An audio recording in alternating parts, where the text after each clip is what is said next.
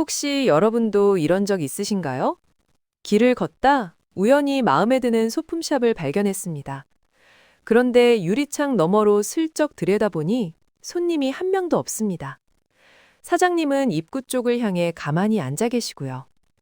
그 순간 설렘은 온데간데 없고 묘한 긴장감이 엄습합니다. 발끝은 가게 안을 향하고 있지만 마음은 이미 저만치 도망가고 있는 그 모순된 상태 말이죠. 들어가면 나만 쳐다보겠지? 살 거 없으면 어떡하지? 구경만 하고 나오면 무안할 텐데 뭐라고 대답하지? 결국 여러분은 발길을 돌립니다. 마음에 들었던 그 물건은 보지도 못한 채로요. 그냥 들어가서 구경하면 되지, 뭐가 문제야?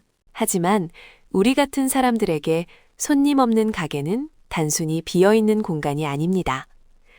타인의 기대와 나의 미안함이 정면으로 충돌하는 심리적 격전지이자 거절의 압박이 사방에서 쏟아지는 심리적 사격장이죠. 오늘은 왜 우리가 유독 친절과 관심을 공포로 느끼는지, 그 밑바닥에 숨겨진 진짜 심리를 심리학과 뇌과학을 통해 아주 깊숙이 들여다보겠습니다. 심리학에는 상호성의 원칙이라는 개념이 있습니다. 누군가 나에게 호의를 베풀면 본능적으로 그만큼 갚아야 한다는 부채감을 느끼는 심리이지요.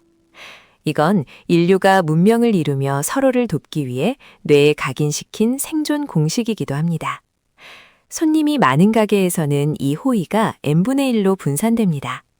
점원의 관심이 여러 사람에게 나뉘니까요. 하지만 손님이 나뿐인 가게는 다릅니다. 점원의 모든 에너지가 나에게 100% 집중됩니다. 우리는 점원의 친절을 순수한 호의가 아니라 일종의 무언의 대출로 받아들입니다. 어서 오세요 라는 인사 한마디, 내 뒤를 조용히 따라오는 발걸음 소리, 필요한 거 있으시면 말씀하세요 하는 친절한 목소리, 이 모든 것이 우리에게는 부담으로 다가옵니다. 내가 너에게 이만큼의 서비스를 주고 있으니 너도 구매라는 보답을 해야 하지 않겠어? 라는 압박으로 느껴지는 거죠. 결국 우리는 물건을 쇼핑하러 가는 게 아니라 점원의 기대를 저버리지 않기 위한 감정 노동을 하러 가게 되는 겁니다. 내 지갑을 지키는 것보다 타인의 실망을 막는 것이 더 시급한 과제가 되어버리니까요. 거절하지 못하는 사람들에게 구경만 하고 나가는 것은 결코 단순한 행동이 아닙니다. 상대의 기대를 배신하는 사회적 범죄처럼 느껴지죠. 내가 그 공간에 들어감으로써 점원에게 매출이라는 헛된 희망을 주었다는 죄책감까지 더해지기도 합니다. 그럼 우리 뇌에서는 정확히 어떤 일이 벌어지고 있을까요? 거절의 두려움이 강한 사람들은 뇌의 감정센터인 편도체가 남들보다 훨씬 예민하게 반응합니다. 원시시대로 돌아가 봅시다. 그 시절 무리에서 소외되거나 거절당하는 것은 곧 죽음을 의미했습니다. 혼자서는 사나운 맹수나 굶주림으로부터 살아남을 수 없었으니까요. 그래서 우리 뇌는 타인의 부정적인 반응을 생존에 대한 위협으로 간주하도록 진화했습니다. 특히 거절 민감성이 높은 사람들은 점원의 아쉬운 표정을 뇌에서 생존 위기 신호로 받아들입니다. 현대인의 세련된 옷가게 안에서 우리의 원시적인 뇌는 맹수 앞에서 길을 잃은 듯한 공포를 느끼는 거죠. 점원은 그냥 자기 할 일을 하는 것뿐인데도 우리 뇌는 이렇게 외칩니다. 저 사람이 나를 무례하다고 생각하면 어쩌지? 나를 돈도 없으면서 구경만 하는 사람으로 보면 어떡하지? 이때 스트레스 호르몬인 코르티솔과 아드레날린이 마구 뿜어집니다. 뇌는 싸우거나 도망치라는 명령을 내리죠. 쇼핑하러 갔다가 호랑이를 만난 것과 비슷한 신체 반응을 겪게 되는 이유가 바로 이것입니다. 심장은 빨리 뛰고 손바닥에는 땀이 나고 머릿속은 하얘집니다. 이런 신체적 고통을 피하기 위해 우리는 차라리 가게 입장 자체를 포기하는 가장 안전한 선택을 하게 되는 것입니다. 이 공포는 결코 가게 문 앞에서만 멈추지 않습니다. 우리 삶의 도처에 손님 없는 가게들이 널려 있습니다. 카톡을 읽고 바로 답장하지 않으면 상대가 서운해할까다 불안해하며 문장을 수십 번 고쳐 쓰는 밤. 몸이 부서질 것 같이 아픈데도 약속을 미안해서 취소하지 못하고 무거운 몸을 이끌고 나가는 희생. 필요 없는 물건인 줄 뻔히 알면서도 지인의 권유에 안 사면 관계가 틀어질까봐 결제 버튼을 누르는 손가락. 이 모든 행동의 뿌리에는 같은 두려움이 자리 잡고 있습니다. 얘가 상대의 기대를 저버렸을 때 닥쳐올 비난이나 실망을 나는 감당할 수 없다. 하지만 솔직해져 볼까요? 우리는 사실 상대방을 진심으로 배려하는 게 아닙니다. 상대방에게 미움받기 싫은 나의 불안함을 해소하기 위해, 아니, 더 정확히는 상대가 나를 어떻게 생각할지에 대한 두려움 때문에 나 자신을 제물로 바치고 있는 겁니다. 이건 배려가 아니라 자기 착취에 가깝습니다.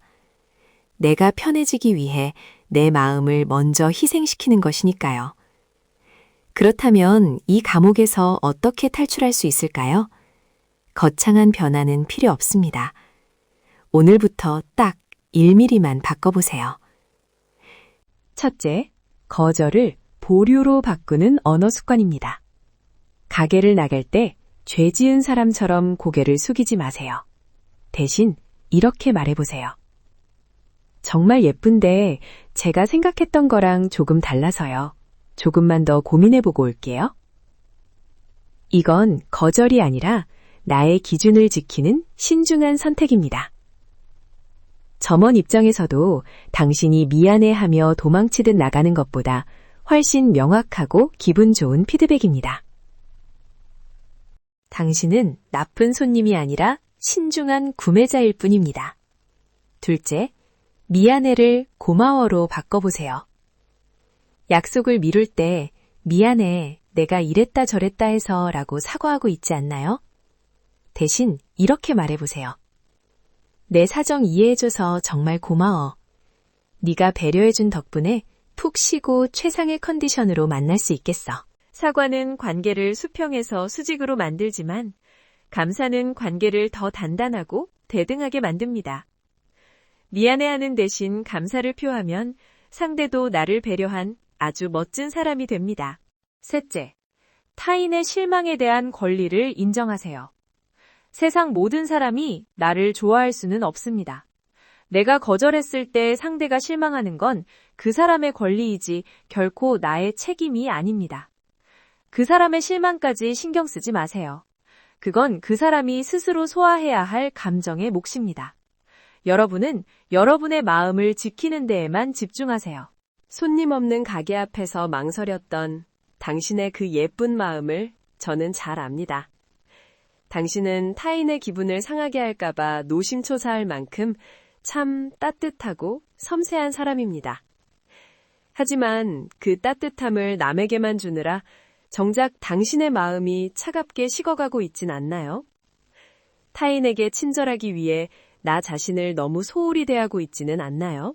가게 문을 열지 못하고 돌아섰던 그날의 당신에게 꼭 말해주고 싶습니다. 거절해도 괜찮아. 그래도 너는 여전히 좋은 사람이고 너의 가치는 변하지 않아. 오늘 영상이 당신의 마음을 1mm 더 단단하게 만들었길 바랍니다. 작은 거절부터 시작해보세요. 그 끝에는 훨씬 더 자유로운 당신이 기다리고 있을 겁니다.